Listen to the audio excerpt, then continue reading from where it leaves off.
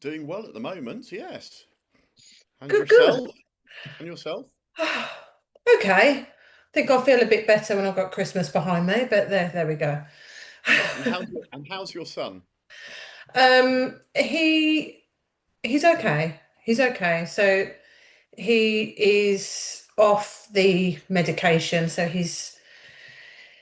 um he's had bone cancer for 3 years. And the tumor was at the top of his hip, so he had to have his whole leg amputated. And he was on, so the tumors then kind of have gone in his lungs, and there's nothing they can do to cure him, but they've put him on some medication that actually keeps him stable.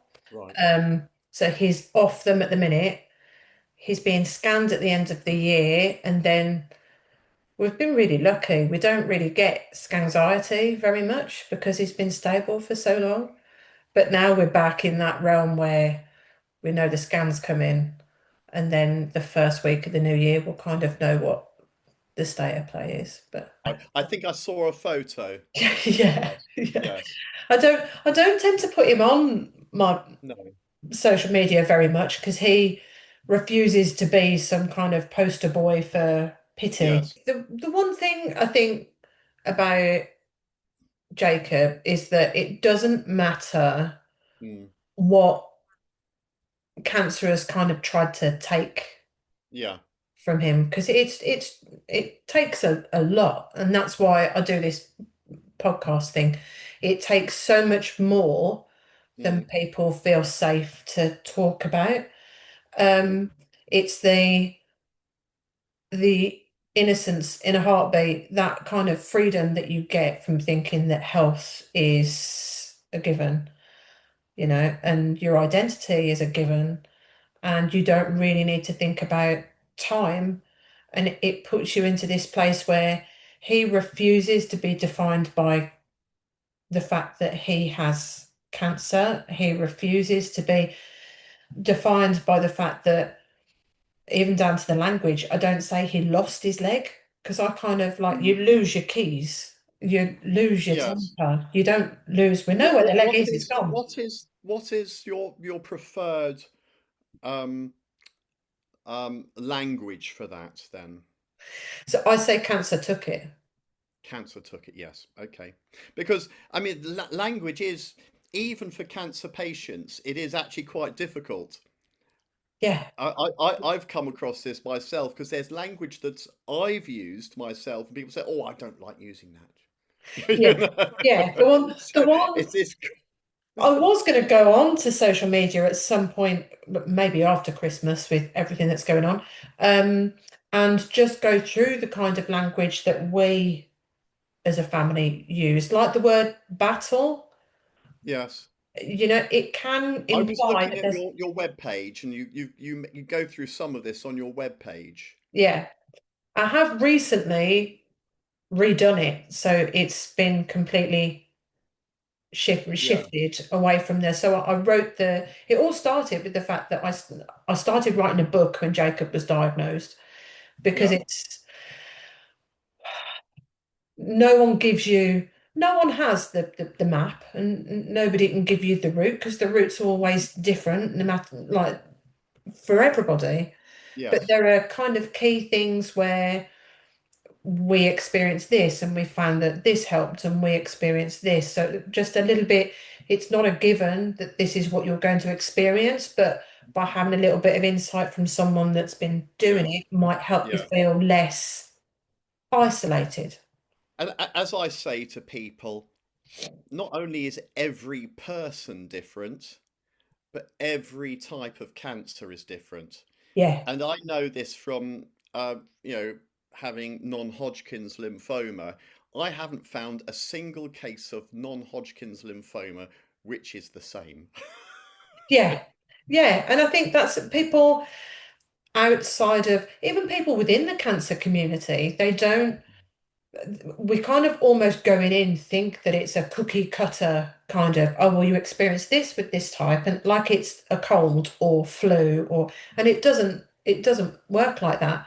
Like Jacob was diagnosed at 12, the type of cancer he's Mm. got is mesenchymal chondrosarcoma. So it's not Ewing. That's a mouthful in I itself. know, I know. It's taken me 3 years to get my tongue around it, and even now I think I mispronounce it.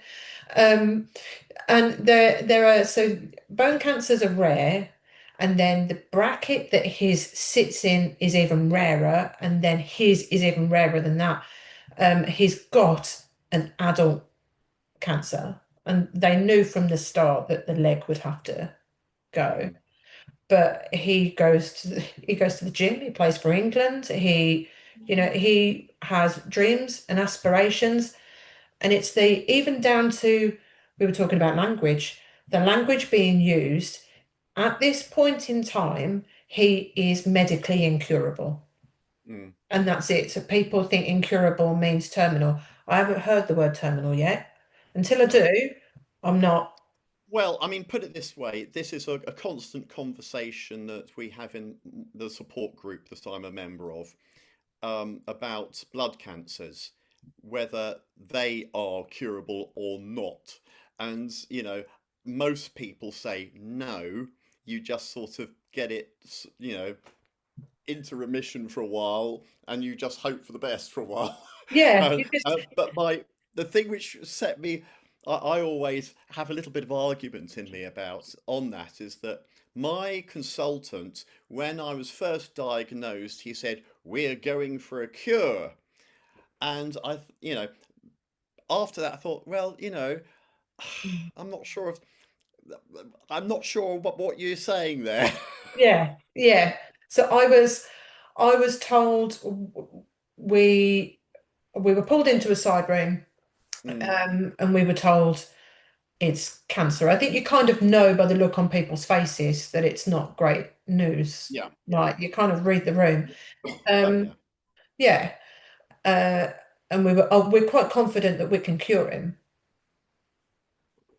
Mm, Well, yeah. as it turns out, I think in lots of these situations, the consultants and doctors, they're using, because they don't think that everyone understands all the terms at that stage, they give them simple language which sort of covers what they are trying to do.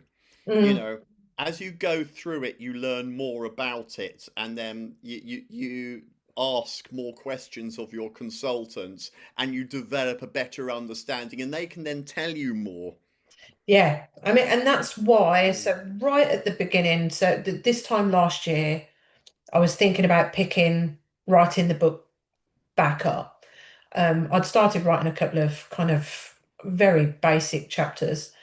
And that's one of the bits that I put in right at the beginning. You need to remind the medical staff that you don't speak mm, the lingo. You need to, yes, there's nothing wrong with that. There's nothing wrong yes. with reminding them that actually you're going to have to give it to Yeah, me straight, but you're going to have to spell it yeah. out to me. Well, my first question, I think, on diagnosis, because my consultant said, he said you've got large, diffuse large B cell non-Hodgkin's lymphoma, and my first, well, oh, what's What? that? Yeah. And he said, Yeah. oh, it's a type of blood cancer. Oh, Okay. Well, it would have lead with that and then tell me what it's called. exactly, Yeah, exactly. lead with And that. yes, But the other thing I did off the back of that is just so many appointments where they've tried to explain it to us. We don't really understand.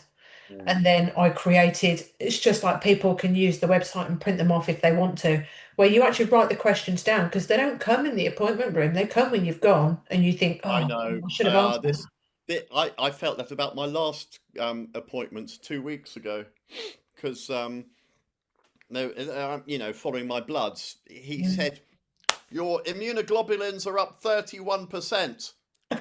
Okay. Right, I know what immunoglobulins are. I know what they do, but I was thinking in the appointment that they were now 31% of what they should be, and then I went home and thought, Hang on a minute. Yeah, They are what he's saying is they're up 31% on what they were, which yeah, was bloody well near on the floor. So, right. but Okay. so there's not quite as much of an improvement. It's still an improvement, An but not improvement is an quite as improvement. much. See, the thing with the cancer community is we take the wins where we can. We take Yeah, them, even though if they don't look like a win to the outside world, we'll take it. It's yeah. like this is our counted. It's always in the back of my There's head. a word. There's a What? word that Which I've been one? told. We don't like winning. I Yeah, was told by my because I'm setting up a CIC called Winning Against Cancer. yeah. And I know that some people don't like the word winning. Lots of people love it. No, I love it. Um, and when I first did this, my counsellor said, "Well, at Macmillan we don't use the word winning."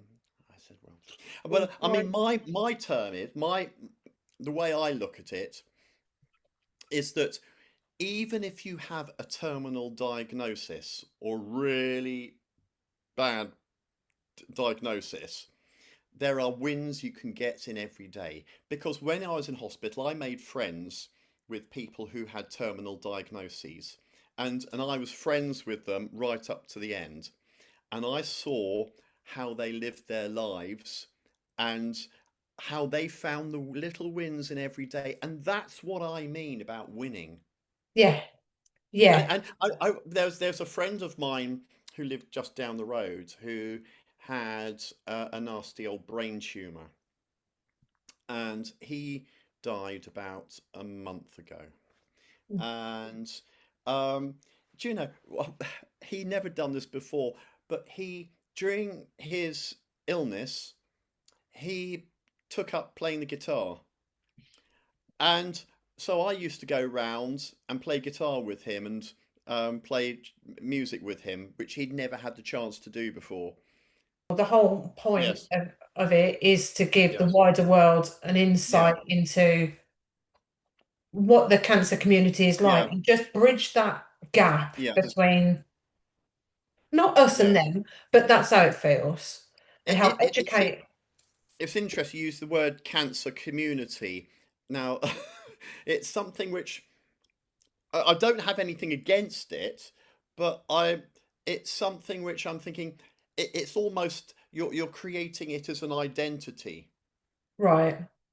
That's Okay. what I feel in some sort of It's ways, where it's almost it's like, like saying I'm a survivor, I'm a cancer survivor. That's a sort of identity level thing. yeah. I mean, the way I see it is that you sit in the appointment room and someone says the word cancer to you, and then everything you've built falls apart. And then all of a sudden, this kind of door appears, and you walk through it, and it's just filled with people that are either going through it, have been through it, or have loved ones that are going through it. Mm. And they don't care who you are, they don't care what your name is, they don't care about anything. They just care that you need someone. And that's almost Yes. where that community feeling comes from. Mm. But it is almost like a country because it is filled with little regions, like you say, Mm. survivors and people that Mm. potentially haven't, and people that are terminal, Yes. people that are incurable. We joke about the fact that, it's our fourth last Christmas. This is the fourth one. Am I going to get another last Christmas present? Or, Yeah. Yeah. no? I Okay. remember I remember I used to well, I haven't done it much recently because I don't want to go and mix with people to get Mm. their nasty lurgies. But I used to go to music sessions in pubs and things a lot. And someone I know, um, a friend of his had non-Hodgkin's lymphoma. You know, she did very well and survived very well. Um, and he'd written a song about that, and he said that's your song as well now, and it was about because when I was diagnosed in the spring, and I remember thinking, is this the last spring I will see? Is the last time I will see these flowers coming through? Mm. And then I got through that year, and then I relapsed, and then I thought, oh. Right, is this going to be the last Yeah. spring? So it was almost a springtime for me. As is autumn. So Yeah. he was, it was actually the first time the word cancer entered our awareness was actually September the 11th, Mm. which was kind of ominous in itself. But um, I mean, what do you think was the hardest part of accessing cancer care for you? So when you got your diagnosis, was it a long period of time before someone said cancer, or because I know ours was. Well, I mean, it was. You see, the when I first had symptoms, I didn't know they were cancer symptoms. It was everyone was getting, back to life from COVID. Mm. Um, when I started having my first symptoms, but I didn't. I thought because I started getting fatigued. I used to go for long walks during COVID, like 14 miles a day. Oh, it's all going, got a bit shaky internet here. Mm. Um, I was going for 14-mile walks a day, and I got fatigue on one of them particularly. I thought, oh, and then I had a few pains and things, and I thought, this sounds very much like what some friends of mine report who've got long COVID, that sort of stuff. And I thought it was either long COVID or it was a reaction to the jab I had, the COVID jab. Yeah, And it was only when I'd had a blood test at my doctor's and they said, "Oh, you're anemic. Come back after Christmas, and we'll check you again." And then at Christmas, I had a big lump come up in my neck there, and another lump there, and and then that's when I realised it was a bit more. serious. Um, Mm. and anyway, they sent me for lots of scans and things like that, and then had an appointment, and that's it was just at another appointment where I was told. I mean, I sort of knew at that point, but there was the hope in the back of my mind it was something else, Yeah, yeah. you I know. mean, I think we all kind of, with Jacob, it was a lump on his pelvis, Mm. but people kept telling us that it was just puberty and, off you go, it's puberty. You see, Uh, a lot of people do that, don't they? They say, "Oh, it'll be all right. yeah, off It'll you be go. all No, right. it's puberty, You know, you'll be fine. you'll be Uh, fine. You'll be all right. Don't worry about it. Be more positive." yeah, and You then, know, the amount of that I've had, and I yeah, mean, the thing is, I always quote to people something I heard about NASA in the 1960s. okay, Okay, so they had, I don't know what their official term was, but it was positive negativity or negative positivity. yeah, Right, yeah, so to make sure that they got those men to the moon and back alive, they had to be ready for nearly everything that could go wrong. So they had to think of everything that could go wrong, yeah, so that if it did, they'd be okay. Now, in the similar way, I think if you're over positive about things, there's a danger you'll say, "Oh, it's all right. This will be okay. It'll be all right." yeah, But I think as for a cancer patient, I personally think it's better, to have positivity in your life, but when it comes down to the actual illness, to be realistic. yeah, yeah, I completely agree. Because I used to be that kind of individual that used to do what NASA does. You brace for all the eventualities and you Yeah, overthink everything. Now I deal in facts. yeah, I only deal in the facts. I know that people have hope. I don't. I'm positive. yeah. I look for the silver lining, but I keep hold of the facts at the same time. I don't feel Yes, like hope has yes. a place when we know how the story ends. We just don't know how many chapters are left in the book. So I think hope can almost, you can trip over it sometimes. Yeah. I'm It just a it little can bit wary of blind it. you to the reality of what's going on. Yeah. Yeah. I mean, because Yeah. I was the person in the room that actually said, when they said it's cancer, and I said, okay, no one else is going to ask it. Okay, I'm going to. Is he going to die? Mm. Because I knew nobody else was going to address it in the room, so I did it. I knew they wouldn't be able to answer it, but someone had to Mm. ask. Yes.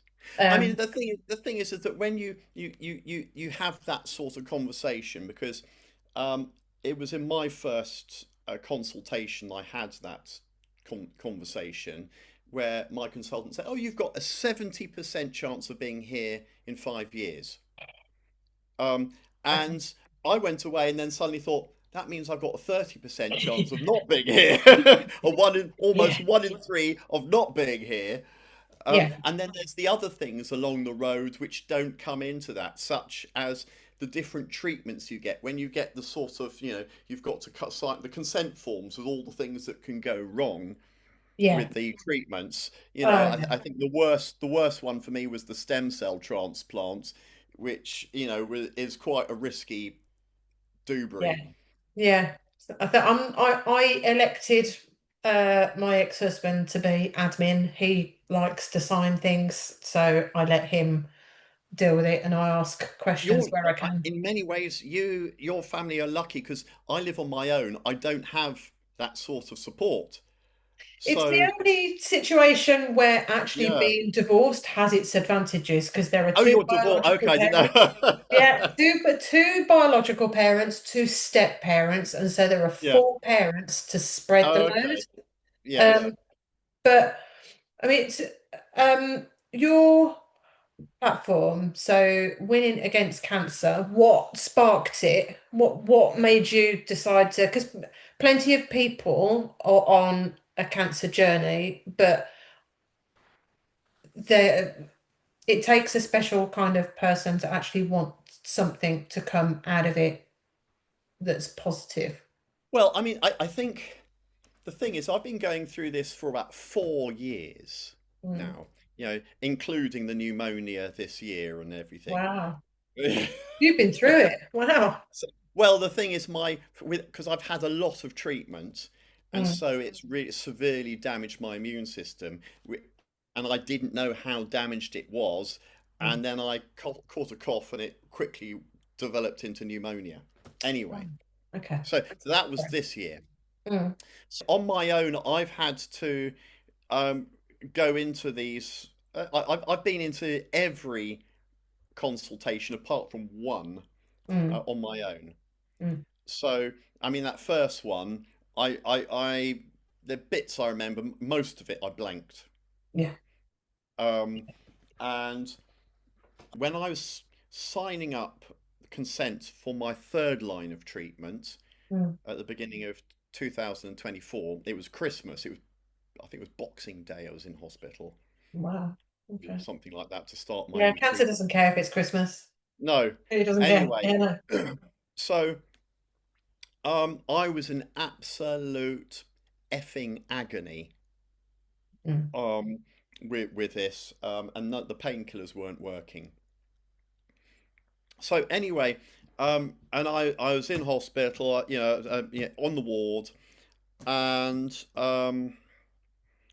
I just could not control the pain, and they wanted me to sign consent, mm, and I didn't say, like, we need to get someone here, your advocate with you.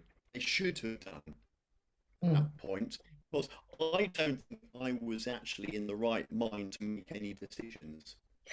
I was Yeah. going to I was going to sign anything at that stage if it was going to get rid of the pain. Yeah.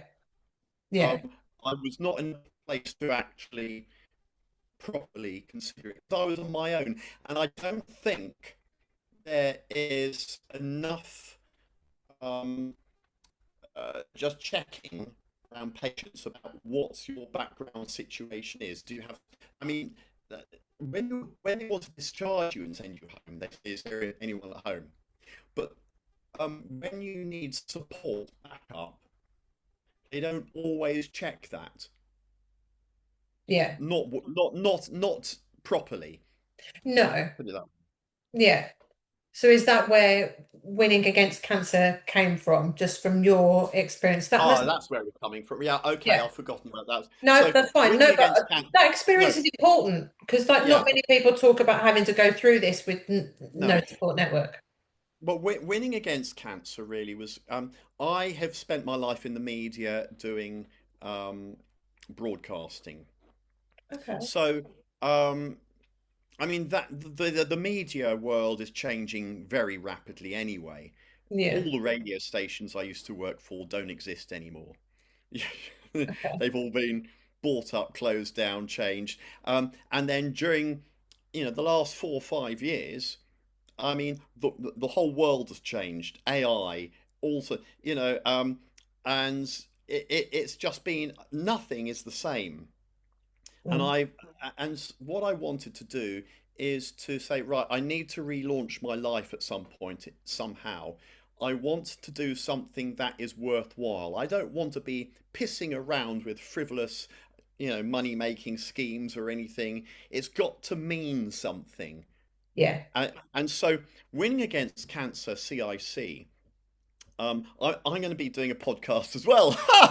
Excellent. The more voices, the better, Yes. in my So opinion. the idea is I've put in a funding bid to fund a weekly podcast for Cornwall with also video proper because I'm in video production as well. That's what I have been doing. So go out doing video productions, so video really nice films of stuff.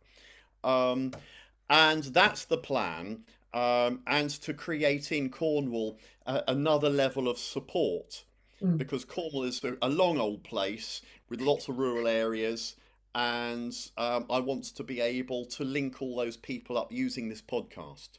Yeah. So we're waiting now just to see if we get this support, and we've got the CIC set up, and so I just want to do something which um, helps people get through whatever that means to them. Mm. Um, this nasty old business that's going on with them Mm. Yeah. because or whether it's carers, family, friends, um, because everyone takes a role within this, you know. Yeah. Yeah. I mean, if you could change, I think we've kind of covered everything, and apart from the last question, if you could change one thing about your experience with cancer, what would it be? I think the signposting of services would be the thing I'd like to see improved. Nothing that I'm completely fine with everything medically, clinically, Mm. but um, when I was first diagnosed, I was put on a clinical trial, a drugs trial, and the the team who were great for that, but it was the cancer nurse, cancer the cancer nurse specialists who then were meant to put you on to someone to help with benefits. But because I didn't have a cancer nurse specialist, because I was with the other team, I fell through the gap.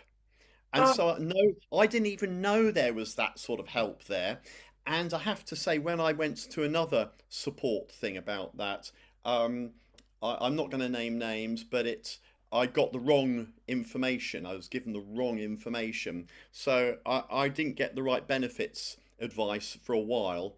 mm. And and I think that sort of signposting and making sure that no one falls through the gap Yeah. is Yeah. is so important. And because really they should have at that point known that I was on my own. I didn't have that sort of support anyway for someone to ask those questions, and someone should have been there on that level for me. That is I think the big failure in where I've been. The actual clinical stuff and the hospital itself, wonderful, and the Macmillan support has been wonderful, and all those sorts of things. But really, a lot of I think the thing is that there are I'd say from who I've met, a majority of patients have been near or retired. A Mm, lot of them. I haven't met a huge amount who've been sort of my age. There are obviously there are some, but there, um, and and so uh, I think one of the challenges I find is that I've got to get my life back into working, making some money because I can't retire yet. I'd mm. love to just retire and say, Oh, but what um, for? but But yeah, but I can't, and no. so I've got to somehow rebuild my life, and there isn't any support in that. So Mm, one of the things I'm also looking at doing with the CIC is developing a program where I work with some companies to develop some sort of support program package for companies who have employees who uh, have some sort of diagnosis. mm, So, because a company needs, they'll want to know if the person they've invested money in is going to come back and work for them. mm. You know, Yeah, yeah. so it's important for them, duty of care and all that sort of malarkey. And also, then there's the thing about the people who are self-employed, like me. How do you, after that time, and maybe you're not the same person you were beforehand, Mm. such as Yeah, myself. I mean, yeah. I You don't I go don't back. I Yeah. don't have quite the physical abilities. I still suffer with, I'm still anemic. I have treatment damage, which means I can't do all the things I would like to be able to do. Mm, Um, and emotionally, I'm a very different person. And it's difficult. So you're going back into work and things like that, and your boss says to you, right, okay, we've got lots of work for you to do here, and we got some targets and things we need to get sorted. And you're thinking, oh my God. no, Yeah, no. no. Yeah, yeah. No, I get where that. before, where before you might have said, yeah, go for it, but Yeah, I'm ready. But now it's like, oh no, my God. you know, Yeah, no, I get you that. haven't spent all that time fighting cancer. I'm not going to use the B word. Yeah. You haven't spent all that time, going through sheer hell to Mm. actually then just to, Go back into spend the your corporate life. machine. Yeah, No, exactly. as a number. And that's how people change a lot. Yeah, it's, Compassion should be freely given. It's not something that you should have to justify to an employer. I completely agree with that. mm, But we are, but also I think the key thing is also when you're self-employed, you don't yeah. have, because they say, What option have you because when got? you talk Yeah. about it to some people say, oh, so your employer, they will have to help you. No, I haven't got an employer, I am my I am employer. the boss. Oh, Yeah. You're talking to the boss. oh, right. Yeah, different kettle of fish, Okay, isn't it? so that's But yeah, completely no. different. I'm Mm. well, let me know when the podcast is up and running. I will continue to repost all your things because I think they are not just inspiring, but you say it in such a way that just it's it's educating and it's factual, that it's not social media fluff. It helps other people. That's kind of why I reached out. Well, that's the whole point of winning against cancer. That's the whole point. And in many ways, that TikTok voice is the sort of voice I want to have in the podcast to be honest, Mm, to not mince my words, mm, and to also educate people on what really it is like to um, have these challenges. mm. Well, yeah. No, well, I will continue to repost your things and share your message. And And reciprocally as well. yes, and let me know once the podcast is up and running. You will have a follower. But thank you very much for coming on. Um, Lovely chatting to you there. and you. And I, Love the Marvel wall poster behind you, by the yeah, way. yeah, they inspire me. They inspire Spider-Man, inspires Yeah, me to go and help other people. We're a big Marvel family. Um, brilliant. yeah, so when Jacob's leg was amputated, I had the Avengers symbol tattooed on my wrist to remind me that if you ask for help, it will Yes. come. Help will come. But thank you so much for coming on. Um, and hopefully we get to do another one. Keep me updated.